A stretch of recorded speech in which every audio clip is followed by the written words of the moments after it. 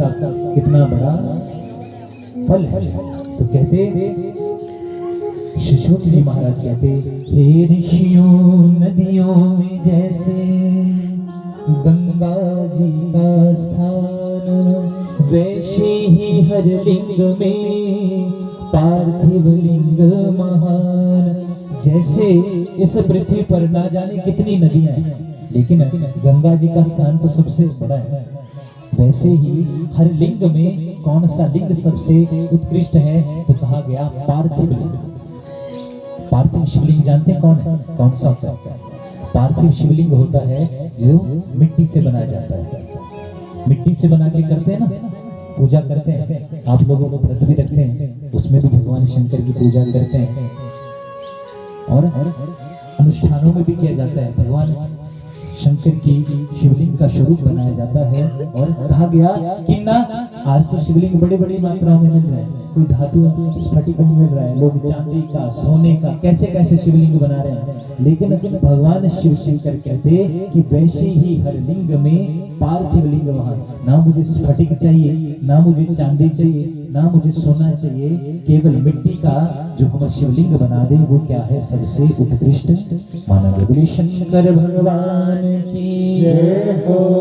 और शुद्ध माटी पार्थिव बना पूजे जो इंसान, गंगा जल बेल पत्र चढ़ावे जाए वो शिव धाम।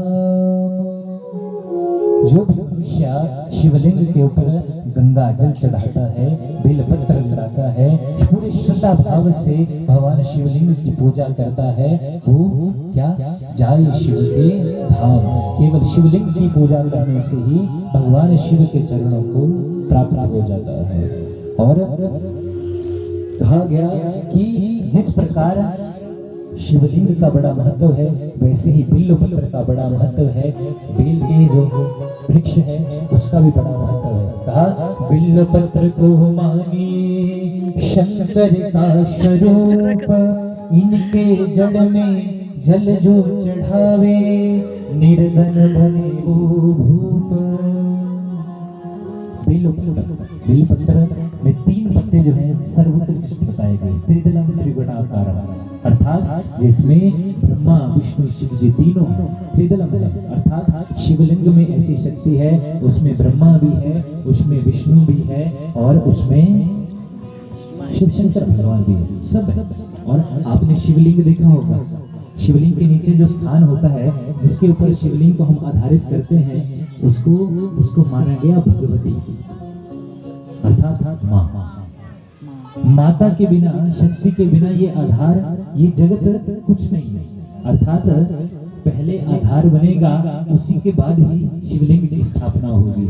इसलिए इस संसार में सर्वोत्कृष्ट स्थान किसका है? माता का, अर्थात शक्ति का है। शक्ति बनी, उसके बाद शंकर भगवान आए। इसलिए हम जब शिवलिंग की पूजा करते हैं तो ऐसा मत सोचना कि भगवान शंकर की पूजा हो जाए। उसमें ब्रह्मा भी है, उसमें विष्णु भी है, उसमें शंकर भी है, और जो नीचे आधार है, जब क्या होता है हम जल चढ़ाते हैं तो पहले ऊपर चढ़ता है, फिर वो जल जाके कहाँ ठहर जाता है? नीचे जाके ठहरता है ना। और वही स्थान किसका है? माता का।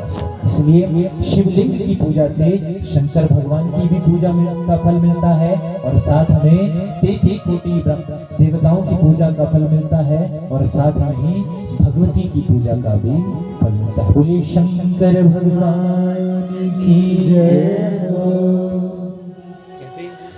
इस प्रकार आज शिशुनाथ जी महाराज जी ने सौनक आदि ऋषियों को भगवान शिव के निराकार स्वरूप की वर्णन किया।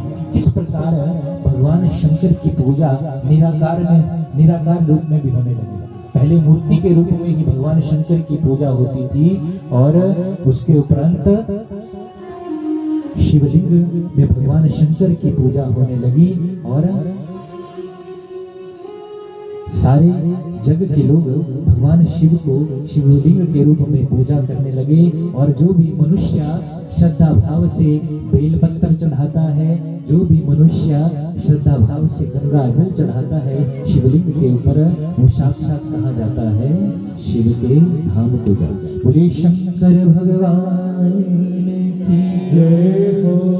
इस प्रकार शिशुत जी महाराज जी ने शिशु महापुराण के अंतर्गत सौनक आदि ऋषियों को बड़ी ही सुंदर कथाएं सुनाई कि किस प्रकार भगवान शंकर की केवल कथा सुनने से। आज हमने दो कथाएं सुनी ना, एक देवराज ब्राह्मण की और एक चंचला की, जिन्होंने जाने अनजाने भगवान शंकर की कथा सुनी, भगवान के नाम का संकीर्तन करा और उसी से क्या हुआ, अपने आप भी वैकुंठ लोक भगवान के चरणों में गई, शिवलोक को गई और साथ में चंचला ने क्या किया, अपने पति को भी साथ में लेके गई और साथ में जाना कि किस प्रकार भगवान शंकर की पूजा निराकार रूप में होने लगी। किस